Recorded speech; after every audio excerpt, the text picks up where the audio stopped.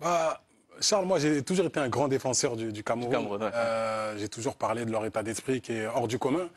Mais aujourd'hui, il y a un constat, c'est que le Cameroun ne fait plus peur. Le Burundi est une bonne équipe, une équipe, je dirais moyenne, mais une bonne équipe par rapport à ce qu'elle a démontré au Cameroun lors du dernier match. Mais c'est une équipe qui s'est qualifiée qu'une seule fois pour la CAN.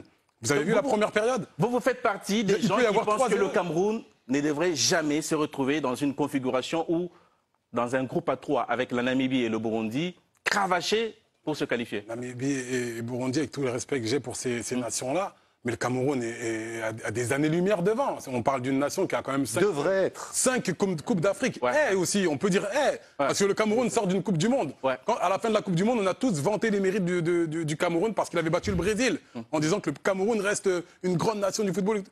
Il faut l'être aussi sur le continent. Pour moi, le Cameroun ne doit pas se faire peur, ne doit pas attendre la dernière journée pour se qualifier dans un groupe à 3. Et excusez-moi, quand on regarde la composition d'équipe, mais on doit tirer beaucoup plus, pour moi, de cette équipe que ce contenu qu'on a vu, notamment en première période. Parce que je le répète, s'il y a 3-0 à la mi-temps, c'est pas du tout un scandale. Pour le Burundi. Ouais. Et là, c'est le public qui pleure. Là, ça fait, je veux dire, tout le monde démissionne là.